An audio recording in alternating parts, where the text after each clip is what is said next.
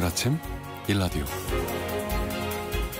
안녕하십니까. 오늘 아침 일라디오 아나운서 오승원입니다. 어제가 낮과 밤의 길이가 같아지는 절기상 추분이었는데요. 입추, 처서, 백로에 이어 가을의 네 번째 절기에 들어서자 비로소 가을이 좀 느껴지는 것 같습니다. 그런데 추석도 지났고 가을 좀 만끽하려고 보니 태풍 발생 소식만 들리면 긴장이 되는데요. 지난 주말 제14호 태풍 풀라산이 접근하면서 내린 비로 결국 큰 침수 피해가 발생을 했습니다. 전국 곳곳에 기록적인 극한 호우가 쏟아졌는데요. 특히 창원 김해 지역엔 무려 500mm에 육박하는 물폭탄이 하루 새 쏟아졌다고 하죠. 이게 200년에 한 번 내릴까 말까한 무서운 비였다고 하던데요. 주택이며 교통망 등 침수 피해는 물론이고요. 농작물 피해가 상당합니다. 농림축산식품부에 따르면 어제 오전 8시 기준 전국의 농작물 침수 피해 면적이 축구장 약 5천여 개에 달한다고 하는데요. 특히나 이 수확을 앞두고 이렇게 큰 피해를 입은 농민들의 심경 얼마나 괴롭고 착잡하실까요? 폭우로 인해 피해를 입으신 분들께 위로를 드리고요. 올해 농사가 헛되지 않도록 정부에서 신속한 복구는 물론 실질적인 지원에도 힘을 써주시면 좋겠습니다.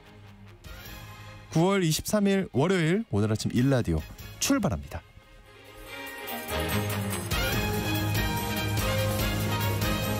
맞습니다. 아침 기온이 정말 쑥 내려갔어요. 네, 이제는 뭐 가을이 와 있다 이렇게 말해도 될 것 같습니다. 자, 오늘 아침 일라디오 목소리가 왜 그러죠? 목소리는 왜 같죠? 네, 오늘 아침 일라디오 이 시간은 물론 KBS 일라디오의 모든 프로그램은 유튜브 KBS 일라디오 공식 채널이나 모바일 콩 어플리케이션을 통해 실시간으로 함께 하실 수 있습니다. 매주 월요일 이번 주 농작업 정보 시간 준비되어 있고요. 건강의료 처방전 시간에는 당뇨병과 굶주림이 연관이 있다고 하는데 이게 무슨 얘기인지 살펴보겠습니다. 또 돈 벌어주는 뉴스 시간에는요.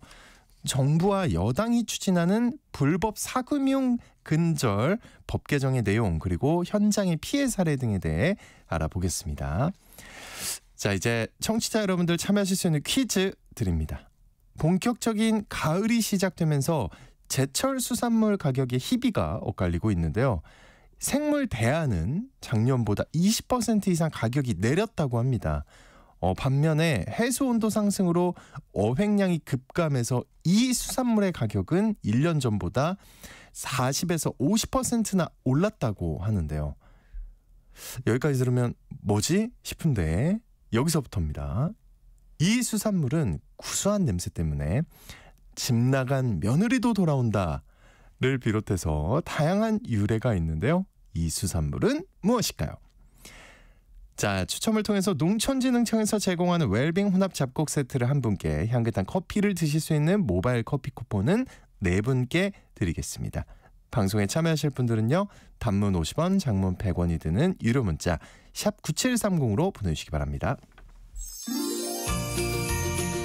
유익한 정보와 살아있는 이야기가 있습니다. KBS 오늘 아침 일라디오.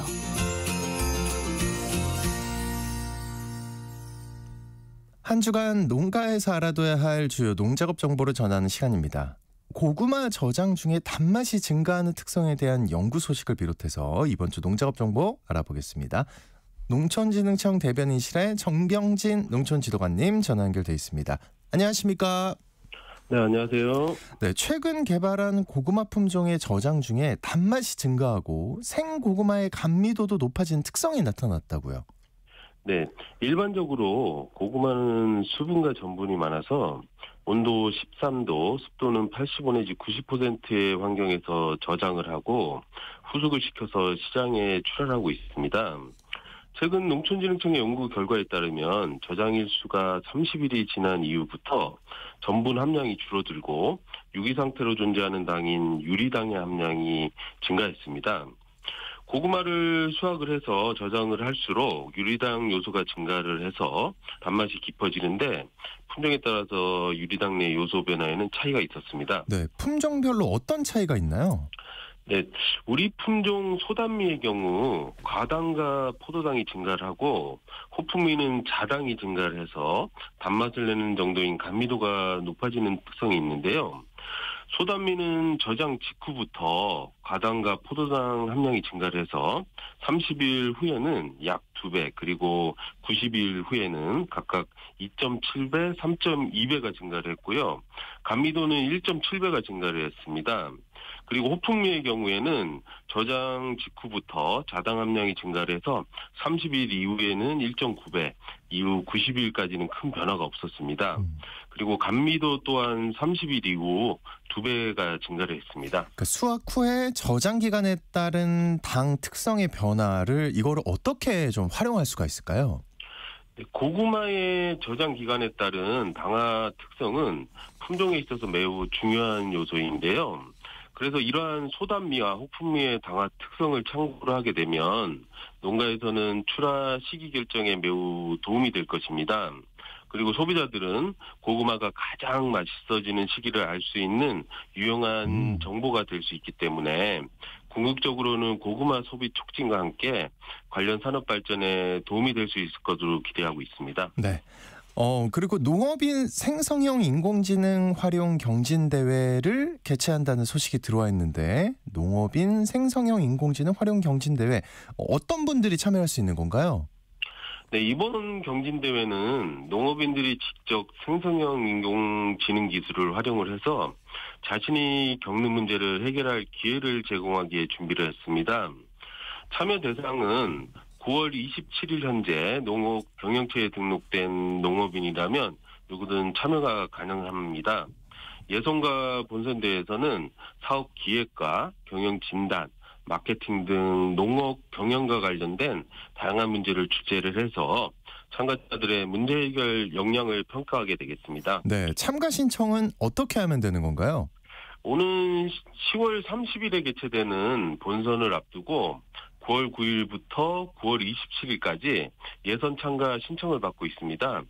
사전 신청 희망자께서는 농촌진흥청 농업기술 포털인 농사로에 접속을 해서 게시된 참가 신청서, 개인정보 활용 수집 활용 동의서, 참가 서약서 등을 작성을 하고 농업경영체 등록 확인서와 함께 담당자에게 이메일로 제출하시면 되겠습니다. 네, 참가자분들이 어떻게 대회 준비를 해야 할지 좀 어려워하실 것 같은데 이거 어떻게 준비하면 좋을까요? 네, 참가자들께서는 농촌진흥청의 농업과학도서관 홈페이지에 들어오셔서 4월에 발간된 시장조사 및 사업기획을 위한 생성형 AI 활용 매뉴얼과 7월에 발간된 농식품 상품화를 위한 생성형 AI 활용 매뉴얼 파일을 다운받아서 참고를 하시면 생성형 인공지능 활용법과 문제 형식을 파악하실 수 있을 것입니다. 네, 관심 있는 분들 많이 참여하셨으면 좋겠고요. 자, 이제 이번 주 농가에서 실천해야 할 핵심 농작업 정보 알아보겠습니다. 지난 주말에 전국적으로 비가 정말 많이 내렸는데 이 특별한 관리가 필요한 농작업 어떤 게 있을까요? 네, 말씀하신 대로 지난 주말 지역별로 차이는 있지만 전국적으로 비가 내렸습니다. 일부 가뭄이 심했던 지역에서는 단비기도 했지만 폭우로 인해 피해를 입은 지역도 있는데요. 지금 시기가 벼가 한참 익어가는 때입니다. 물에 잠겼던 포장에서는 이삭도열병이나 입지무늬 마른병, 벼멸구 등 병해충이 발생을 했는지 수시로 관찰을 하셔서 발생했을 경우에는 바로 방제를 해주셔야겠습니다. 그리고 비 오는 날이 잦아지게 되면 수발에 약한 품종이나 가루살 등에서는 수발화가 발생할 수가 있습니다. 수발화 발생이 확인이 되면 빨리 논물을 빼주고 논을 말린 다음에 조기에 수확하는 방안도 고려하셔야겠습니다. 특히 9월까지 지속된 고온의 영향으로 벼멸구 피해가 충남, 전남부, 경남 지역을 중심으로 확산되고 있어 걱정인데요. 농약 안전 사용 기준에 따라서 수확 14일 전까지는 약조를 살포해 주시고요. 출수 후 50일이 지난 벼는 조기에 수확을 해서 피해가 최소화되도록 해주시면 되겠습니다. 네, 수발화 피해 잘 대처해야겠습니다. 이번 주 농작업 정보 잘 들었습니다. 지금까지 농촌진흥청 대변인실의 정병진 농촌지도관님과 함께했습니다. 오늘 말씀 고맙습니다. 네, 감사합니다.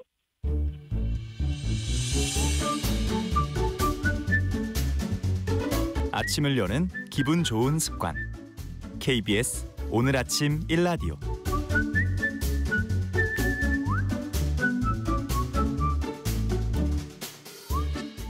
의료 서비스와 질병에 대한 다양한 이슈와 정보 살펴보겠습니다. 약이 되는 건강의료 처방전 시간. 오늘은 굶주림과 당뇨병이 관련이 있다는 해외 연구 소식 준비되어 있습니다. 박한슬 약사님 나와 있었습니다. 어서 오십시오. 안녕하십니까. 이해가 안 됩니다. 선뜻. 굶주림이 당뇨병을 만든다.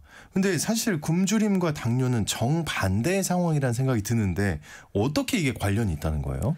보통 당뇨병을 이제 많이 먹어서 네, 비만이어서 생긴다고 이해하시는 분들이 많으실 것 같습니다. 그러니까 먹거리가 부족해서 굶게 되는 이런 상황은 당뇨병이랑은 완전 반대가 아니냐. 그렇지 않을까요? 네. 이런 생각이 당연한데요.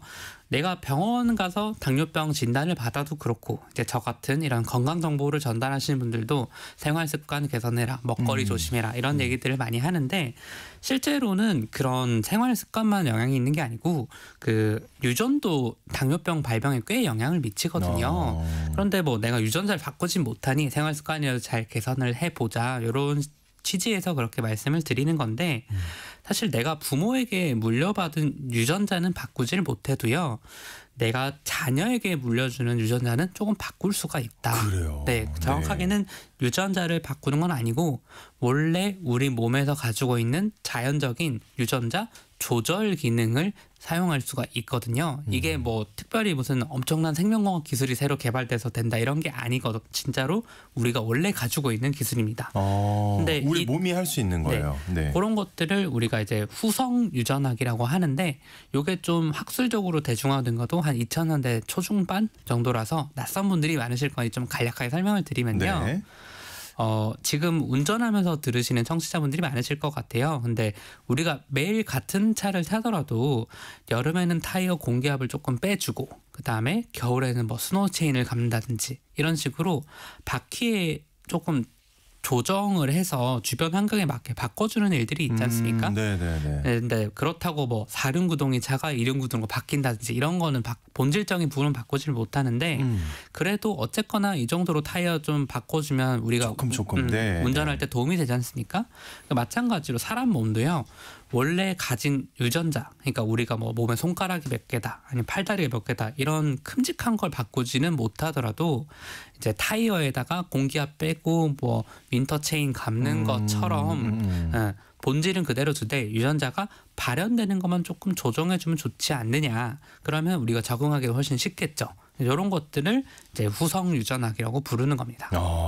유전자 자체는 못 바꾸니까 좀 노력을 통해서 뭔가를 바꿔보자. 그 타이어는 계절에 맞춰서 조절하는데 그럼 유전자는 어떨 때 바꾸는 겁니까? 이게 굉장히 좀 흥미로운 부분인데요. 이제 예전에는 이제 지금은 좀 이제 성인 시기에 다양한 세포들도 좀 그렇게 조절되더라 이런 걸 알게 됐지만 처음에 이런 연구를 좀 엄격하게 진행을 해서 또 성과를 냈던 게 아이가 뱃속에서 자랄 때입니다. 네. 그러니까 아이가 뱃속에서 자라는 동안 어떤 유전자를 조금 더 발현해야 되는지 아니면 조금 더 억제해야 되는지를 뱃속에서 결정을 하더라는 거예요.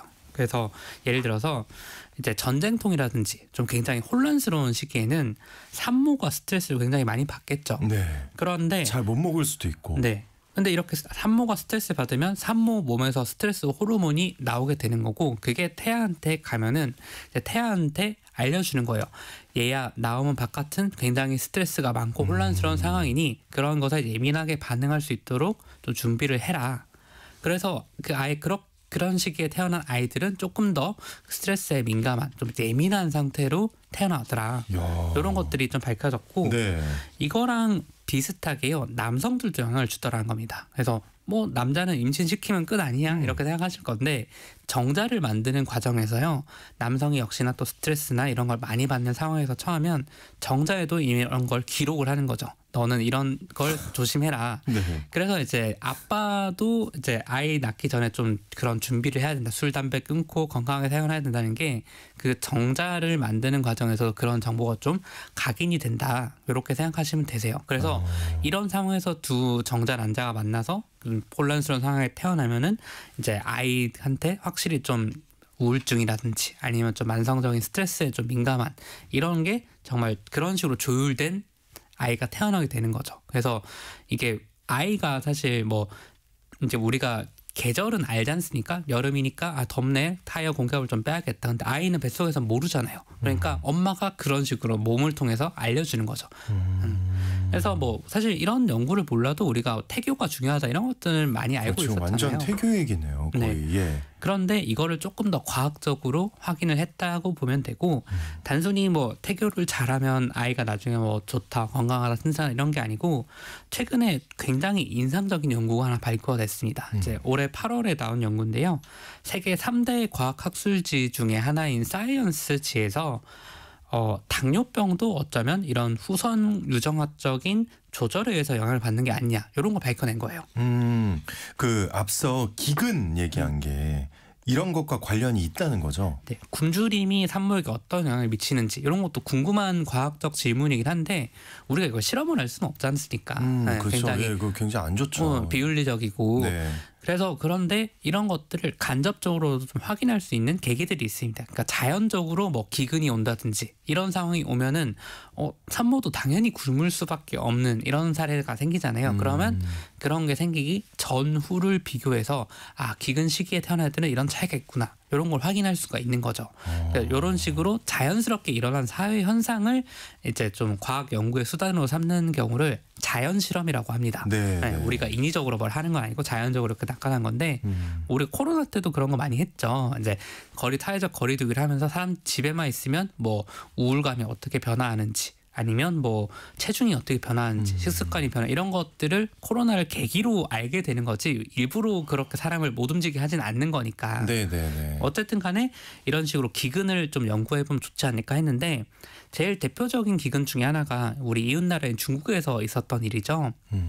1960년대에 이제 마오쩌둥 시기에 이제 뭐 참새는 나쁜 새다 이렇게 잡아 죽이고 막 집단 농장으로 바꾸고 이러면서 그때 굉장히 많은 수의 아사자가 생겼습니다. 아사자가 그때 한 2천만 명 정도가 죽은 것으로 추산이 되는데 예. 이제 그런 시기를 우리가 연구하면은 아 전후에 어떻게 바뀌었다를 알 수가 있는데 중국은 아직도 그런 데이터를 투명하게 공개하는 나라는 아니잖아요. 그래서 좀 다른 대안들을 찾다가 발견한 게 우크라이나입니다. 최근에? 네, 예. 최근에 그 전쟁 우크라이나 말고 1930년대에도 우크라이나에서 대규모 기근이 있었습니다. 그게 어떤 일이냐면 네. 이제 소련에서 이제 집단 농장 이런 실험을 처음 해보자 이런 게 자본주의보다 우월하다 이렇게 해서 그런 걸 시도를 처음 한 게 우크라이나인데 그때 이런 걸 하니까 잘 안 됐죠 당연히. 그런데도 이 실상을 공개하면은 사회주의가 좀 실패했다 이런 게 네. 보이는 거니까 그 통제를 하고 곡물까지도 안 줬어요. 그래서 홀로도모르라고 하는 이런 대규모 아사 사건이 있었는데 그때 한 300만 명 정도가 굶어 죽었다고 추산이 되고 있거든요. 그 곡창지대에서. 어쨌거나 근데 그 시기에 공교롭게도 우크라이나 주변국과 그런 경계가 좀 흐릿했지 않습니까? 그 당시에는. 그래서 기근을 심각하게 겪은 주도 있고 그다음에 그 당시에는 소련이 아니라서 기근을 겪지 않은 주도 있고 이렇게 비교 대상이 명확한 거예요. 그리고 보통 당뇨병은 이제 그런 태어나서 수십 년이 지난 한 50대, 60대에 많이들 생기니까 지금은 그 시기도 훨씬 더 딱 맞죠. 그 결과를 볼 수 있을 정도로. 그래서 연구를 해보니까 기근이 많던 지역에서는 당뇨병 위험이 더 높아졌고요. 그 당시에 태어난 아이들이. 네. 기근이 없던 지역에서는 상대로 낮았죠. 그래서 그 차이가 한 2배 가까이 나더라는 겁니다. 당뇨병 걸리는 비율이. 그래서 이게 이건 정말로 기근이 당뇨병 태아 시기에 이제 기근을 겪으면 나중에 그 아이가 자랐을 때 당뇨병 위험이 2배까지 높아질 수 있다라는 걸 숫자로 증명을 한 겁니다. 산모가 이제 스트레스를 받으면 아이가 예민해진다. 이건 좀 이해가 잘 되는데, 근데 굶었는데 왜 당뇨병 위험이 커지는 거예요? 이제 아직까지도 정확하게 결과가 밝혀지는 않았지만요. 그래요? 예. 네. 근데 산모가 임신 중에 영양 부족을 겪어서 저체중아 상태로 태아가 나는 경우는 이제 인슐린의 저항성을 갖는 경우가 많더라는 걸 밝혀졌습니다. 그게 무슨 말이냐면요. 당뇨병 하면 인슐린 많이 들어보셨을 겁니다. 네네. 근데 인슐린이 혈당을 낮춘다고 많이 이야기를 하실 거예요. 근데 혈당이라는 게 사실은 우리 몸에서 쓰는 에너지죠. 이걸 빨리 소모하든지 낮춰버리는 게 사실은 사람으로 치면 돈을 펑펑 쓰는 이런 상황에 더 가까운 거예요. 그러니까 인슐린이 나와서 혈당을 빠르게 낮추면 이거는 내가 에너지를 너무 낭비하는, 평소에 많이 써버리는 이런 상황이 되는 거죠. 그런데 지금 산모가 굶을 정도로 기근이면은 이제 얘야 너는 나중에 세상에 나와서는 조금 에너지를 좀 아껴 쓰면서 좀 에너지를 덜 쓰도록 해라. 그러니까 많이 못 먹으니까. 예. 그런 거를 인슐린이 어떻게 나와도 인슐린에 대한 저항성을 좀 갖추면 이제 에너지를 덜 쓰게 되는 거예요. 그러니까 그런데 이게 안타깝게도 계속 그런 상황이 이어지는 건 아니잖아요. 그러니까 어린 시기에는 내가 잘 못 먹더라도 나중에 정말 먹거리가 풍족한 상황에 계속 살다 보면은 어른이 됐을 때 당뇨병이 올 수가 있다는 거죠. 당뇨병은 인슐린이 나와서 적당히 잘 작용을 해줘야 되는데 이 어릴 때의 이런 기근 상황을 버틸 수 있도록 인슐린 저항성을 높여준 게 나중에는 당뇨병 위험이 되는 좀 독이 되는 거죠. 그러니까 아까 타이어 비유를 드렸으니까 이제 네. 윈터 타이어를 타고 여름에도 계속 달리는 겁니다. 네, 그러니까 이제 당뇨병 위험이 좀 높아지는 거라고 할 수가 있고요. 조금 이해가 되네요. 예, 네. 예. 그런데 이게 또 약간 다른 비슷한 연구들이 있는 게 우리가 기근을 겪었을 때 그리고 저체중아로 태어났을 때 그런 시기에는 아이들이 키도 덜 큽니다. 체격도 줄어들고요. 그래서 요거를 우리는 조금 더 명확하게 볼 수 있는 게 북한 사람들이죠. 우리 조선시대 기록을 보면은 그때는 북한 사람들이 키도 훨씬 크고 체격도 그래요? 크다 이렇게 다 나와 있습니다. 그런데 지금 현재에 와서 봤을 때는 북한 분들이 우리보다 한 키가 평균 키가 한 5에서 6cm 정도 작고요. 그다음에 저희 또래 그러니까 20대, 30대 정도의 나이대 분들은 그보다도 훨씬 더 차이가 큽니다. 왜 그러냐면 북한도 고난의 행군이라는 걸 겪었지 않습니까? 그러니까 그 시기에 태어난 아이들은 체격도 적고 그다음에 키도 짧은 좀 그런 게 바로 드러나는 거죠. 네. 그런데 다행인 점은 이런 식의 조절은 그럼 내가 타고난 그런 당뇨병 위험이라든지 아니면 키가 작은 이런 것들을 내 자녀한테까지도 물려줘야 되냐? 그건 아니에요. 왜냐하면 타이어는 그대로 두고 우리가 공기압을 빼거나 윈터 체인을 감는 것처럼 유전자는 그대로 있고 유전자 발현만 조금 조절을 하는 거기 때문에 자녀한테 물려줄 때는 요거 없이 그대로 다시 새로 유전자를 줄 수가 있는 거예요. 그래요. 그러면 이제 사람도 잘 먹고 잘 지내는 세대를 좀 거듭하면 다시 돌아올 수가 있는 거네요. 네, 실제로 이제 생쥐들을 대상으로 한 연구긴 한데 이제 임신 주간에 좀 생쥐들 좀 굶겨놨던데 그 굶긴 상태에서 태어난 생쥐 새끼들은 확실히 좀 비실비실하고 잘 못 크겠죠. 그런데 한 2세대에서 3세대 정도 지나니까 이 생쥐들이 멀쩡히 다시 태어났더라는 거고요. 예. 네, 그러니까 사람도 실제로 그런 거를 효과를 볼 수 있다라는 게 어느 정도 좀 우리가 알 수 있는 게 우리도 한국 전쟁을 겪었죠. 그렇죠. 그때 당시에 태어난 50년대생들 분들은 당연히 그렇게 좀 굶주리고 자란 산모들한테서 자라났을 겁니다. 그래서 그분들은 키가 작고 좀 잘 못 자라는 것도 있는데 그 다음 세대 한 70년대생들 분들도 80년대생들이나 네, 그런 분들도 사실은 한 세대까지는 영향을 똑같이 받은 거예요. 그런데 거기서 한 번 더 나은 자녀 세대들 지금 한 이제 10년대생들이라든지 아니면 그 이전 요즘 말하는 청소년들을 보면은 키도 굉장히 커졌고 체격도 커졌죠. 그러니까 2세대 정도 지나니까 그 절약 모드 유전자가 벗겨진 꺼졌군요. 겁니다. 네, 그래서 이제 지금 만약에 내가 그런 상태라고 하더라도 내 조부모가 그렇다고 하더라도 내 자녀 세대는 내가 아이를 가질 때 그런 준비를 잘 해서 나오면 그런 굴레를 조금 벗을 수 있다라는 걸 이해하시면 좋을 것 같습니다. 야, 준비를 잘해야 된다. 근데 저는 한편으로 이 생각이 들어요. 그러니까 오늘의 결론 같이 느껴지거든요. 준비를 잘해야 된다는 게. 근데 이 방송을 들으면은 태교가 엄청나게 중요하구만 네. 하는 생각이 들 것 같아요. 자연스럽게. 네. 예. 그런 것도 당연히 중요한 것도 맞고 잘 챙기시는 게 좋지만요. 오해를 막기 위해서 하나 말씀을 드리면 이제 그러면 어차피 유전적으로 다 정해졌으니까 나는 뭐 의미가 없네. 나는 무조건 당뇨병이 생기는 건가? 이렇게 생각하실 게 아니고요. 그럼요. 우리가 그러면 안 되죠. 예. 일기예보를 보는 게 비가 올 걸 알면 우산을 챙기라는 말이지 않습니까? 비슷하게 이런 연구를 소개드리는 이유는 만약에 우리 부모 세대가 좀 정말 공공하게 힘들게 살았다. 그러면 나도 아마 그런 위험이 닥쳐올 가능성이 크니까 그만큼 생활 대비하자. 습관을 예. 관리하고 당뇨병에 걸리지 않은 식습관을 잘 유지하는 게 중요하다라는 걸 좀 강조를 드리려고 소개를 드린 거고요. 네, 그래서 이게 또 그런 태교 같은 거 얘기를 하면은 항상 얘기 나오는 것 중에 하나가 입덧. 네, 입덧 때문에 사실 임신 초기에 잘 먹기가 힘든 분들이 그렇죠. 많지 않습니까? 예, 예. 그래서 저도 이제 지난 방송에서 한번 소개를 드린 적은 있습니다만 입덧 약이 있습니다.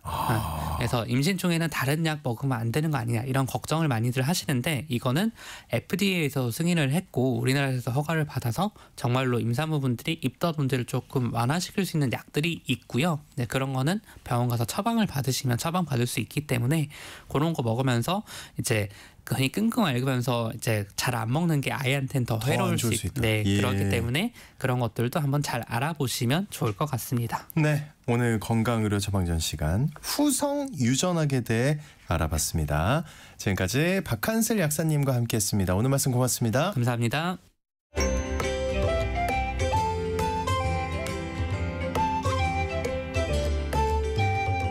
상쾌한 하루의 시작. KBS 오늘 아침 1라디오.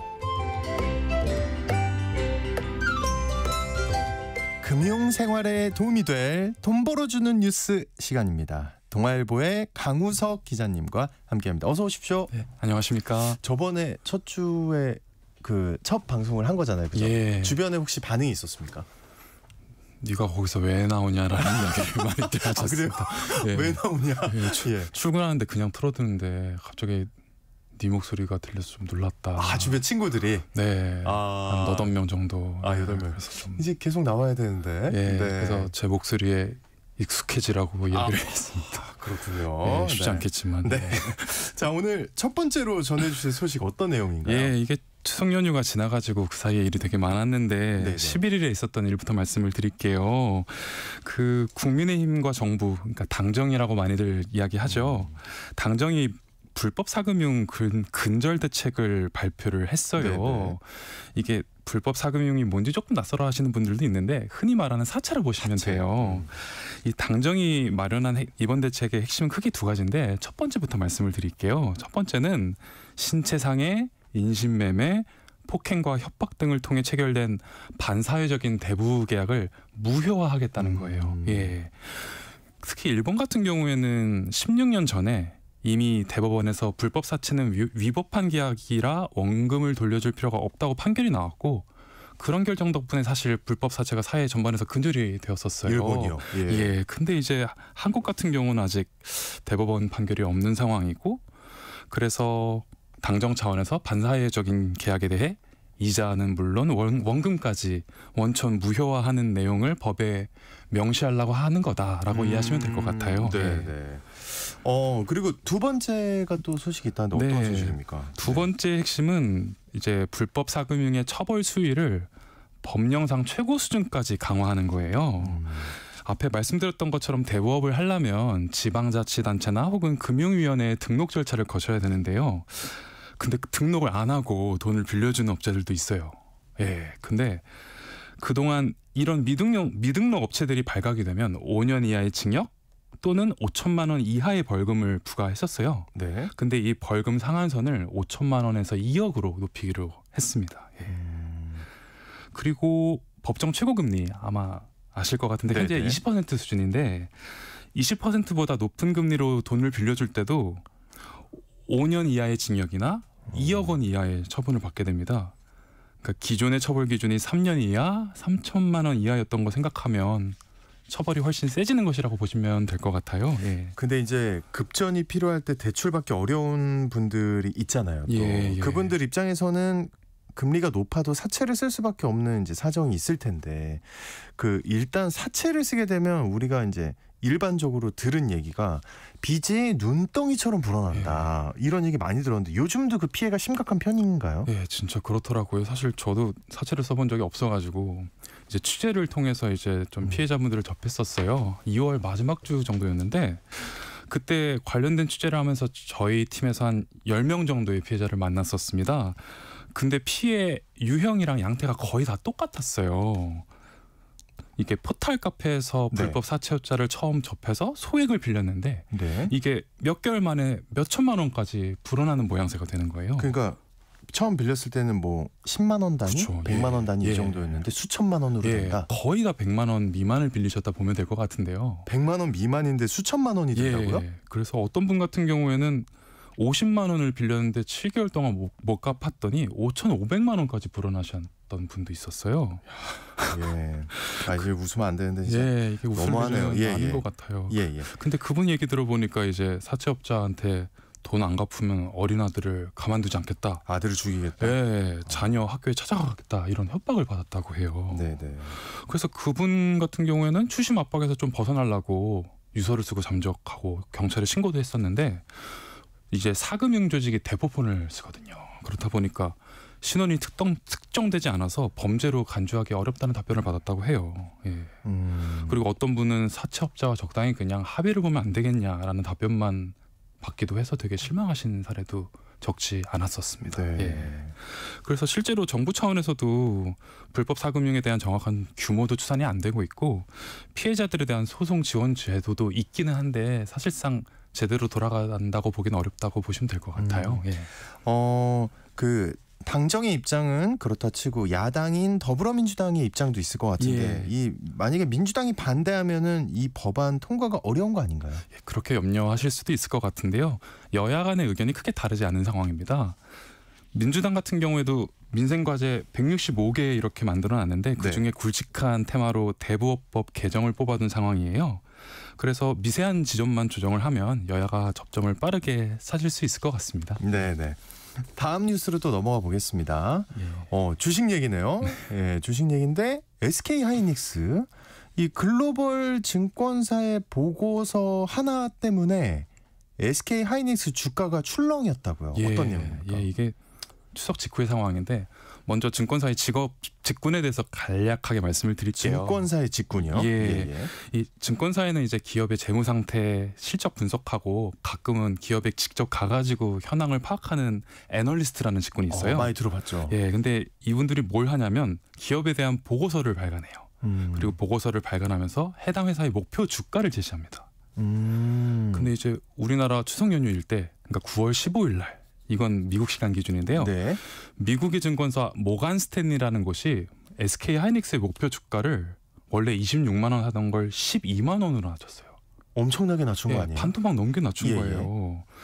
이게 추석 연휴가 시작하기 직전에 13일 종가 SK 하이닉스의 종가가 16만 2,800원이었거든요. 근데 목표가 주가가 12만 원이니까 지금 너무 높다. 네, 13일 종가보다 낮은 수준으로 목표가를 조정한 거고 이건 사실상 투자자들한테 하이닉스 들지 말고 팔고 팔아라라는 신호라고 보셔도 무방해요. 네네네. 예. 근데 이 보고서의 영향이 되게 컸습니다. 그래서 지난주 목요일 19일 날 SK 하이닉스는 13일보다 6.14% 하락했습니다. 야, 근데 모건 스탠리는 이제 되게 큰 회사잖아요, 그렇죠? 예. 근데 애널리스트의 보고서가 이렇게 영향력이 큰 편이었습니까? 예. 다른 이런 케이스가 있어요?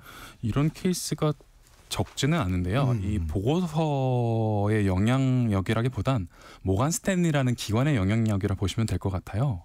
이 모간 스탠리는 익히 들어보셨을 것 같은데 골드만삭스나 JP 모간처럼 전 세계에서 가장 영향력이 큰 글로벌 증권사 세 곳 중 하나입니다.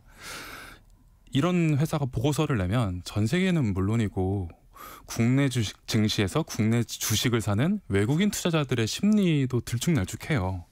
그래서 실제로 추석 연휴 직후 평일인 19일에 외국인의 SK 하이닉스 순매도량, 매도액에서 매수액을 차감한 순매도 물량이 3,617억 원이었어요. 근데 이게 최근 1년 사이에 두 번째로 많은 수준이었습니다. 네. 근데 이제 이게 궁금해집니다. 모건 스탠리는 그러면 왜 SK 하이닉스 주식을 팔라고 한 건지. 그리고 그 보고서는 믿을만 하겠죠. 물론 저보다 똑똑하신 분이 보고서를 쓰셔서 제가 감히 판단할 깜냥은 안 되긴 하는데요. 일단은 모간 스탠리는 스마트폰과 PC에 탑재되는 D램 수요가 줄어들고 이제 AI에 탑재되는 HBM 고대역폭 메모리 공급 과잉 때문에 판매 가격이 내려갈 것이고 그에 따라서 SK 하이닉스 실적이 떨어질 것이라고 전망을 했어요. 그러니까 반도체 시장을 조금 비관적으로 보고 있는 거죠. 안 좋게 보네요. 근데 이제 조금 국내 금융권에서는 이제 이런 의구심들이 나오고 있어요. 모건 스탠리가 불과 3개월 전에 SK 하이닉스에 대해서 투자 비중을 늘려야 한다라는 보고서를 냈던 적이 있었어요. 3개월 전에는 투자 비중을 늘려라 그랬다가 3개월 만에 확 바꾼 거네요? 예. 근데 석 달 사이에 반도체 시장 사이클이 크게 변한 거에 없는데 이렇게 입장을 극단적으로 바꾼 것이 왜 그러죠? 무슨 좀 꿍꿍이가 있는 거 아니냐라는 의구심이 나올 만한 명분이 되는 거죠. 그래서 이렇게 주식 매도를 부추긴 것 자체가 조금 어느 정도의 의도를 갖고 접근한 거 아니냐라는 이야기가 있어요. 그래서 실제로 모건 스탠리가 2년에 한 번, 3년에 한 번씩 한국 반도체 메모리 시장에 대해서 부정적인 보고서를 낸 이력이 있습니다. 그러니까 엔비디아나 TSMC 같은 글로벌 기업에 대해서는 AI 수혜주라고 평가하면서 정작 이들 기업의 반도체를 납품하는 한국 기업들에 대해서는 깎아내리고 있다는 의도가 있을 수 있다라는 분석도 있는 거죠. 좀 기분이 안 좋은데요? 예, 좀 의도가 좀 약간 보이는데 그러면 우리 투자자들은 그냥 당해야 되는 건가요? 일단 저는 SK 하이닉스를 보유하고 있지 않다는 점 저도 먼저 마찬가지입니다. 밝히고요. 이번 사태에 관련해서 개인 투자자들의 원성이 조금 큽니다. 이게 보고서가 발간된 게 아까 15일이라고 말씀드렸는데 이 15일보다 이틀 전인 13일 날 모건 스탠리 서울 지점 창구를 통해서 SK 하이닉스 주식이 101만 주 매도 주문이 체결됐어요. 당시 정말. 매도액을 환산하면 1,647억 원인데 이제 보고서 발표 직후 19일의 하락폭을 감안하면 100억 원이 넘는 손실을 회피한 셈입니다. 그러니까 이런 걸 이제 금융투자업계에서는 선행매매라 부르거든요. 보고서가 나갈 것을 미리 알고 팔았을 수 있지 않겠냐라는 의혹인 거죠. 당연하지 않을까요? 근데 이건 의혹은 의혹이고 의혹이죠. 이게 사실로 확정된 게 아니다 보니까 금융당국도 되게 예민하게 움직이기 시작했습니다. 그래서 한국거래소는 모건 스탠리에 대한 계좌 분석에 들어갔고요. 금융감독원도 모건 스탠리의 보고서를 작성, 배포하는 과정에서 위반 사항이 없는지 점검하고 있습니다. 좀 철저한 점검 부탁을 드리겠고요. 마지막으로 하나 더 보겠습니다. 대출 청약 철회권에 대한 얘기인데 이게 말 그대로 대출 신청한 거를 취소할 수 있다는 얘기예요? 예, 맞습니다. 이게 대출을 받았는데 정작 받고 나니까 원금과 이자 상환이 조금 부담스러우신 청취자분들 더러 계실 거예요. 이제 이런 분들은 대출 청약 철회권을 행사하시면 됩니다. 다만 중요한 점은 대출을 받으신 지 14일 안에 행사를 하셔야 한다는 거예요. 대출금의 일부를 이미 갚으셨더라도 14일 아니면 철회가 가능하세요. 일부 금융회사들 같은 경우에는 고령층 고객분들을 보호하자라는 차원에서 이 청약 철회 가능 기간을 30일로 확대 운영하고 있기도 해요. 이게 모바일 애플리케이션에서도 간략한 내용이 확인되긴 하는데 아무래도 대출 받으셨던 영업점이나 고객센터에 직접 문의하시는 게 조금 더 빠를 것 같습니다. 대출을 받았는데 정작 받고 나니까 이제 좀 부담스러울 때 14일 안에 취소할 수 있다. 알겠습니다. 자, 돈 벌어주는 뉴스 오늘 여기까지 해야겠습니다. 지금까지 동아일보의 강우석 기자님과 함께했습니다. 오늘 와서 고맙습니다. 네, 감사합니다. 자, 오늘 퀴즈의 정답은 전어였습니다. 0795님, 7515님, 올해 너무 비싸다고, 그죠? 한 50% 올랐다니까 굉장히 비싼 것 같고, 1159님도 여기는 광양, 정답 전어입니다. 지금 한창 고소할 때입니다. 2626님도 정답 보내주셨고요. 중복 당첨 여부 확인 후에 홈페이지에 당첨자 올려놓도록 하겠습니다. 새벽 출근길이 정말로 쌀쌀해졌습니다. 저는 개인적으로 굉장히 놀랐는데 기온이 많이 내려갔습니다. 일교차가 클 것 같으니까요. 건강관리에 특별히 유의하시고요. 기분 좋은 한 주 시작하시길 바라겠습니다. 전 내일 다시 인사드리겠습니다. 오늘 아침 일라디오 지금까지 아나운서 오승환이었습니다. 고맙습니다.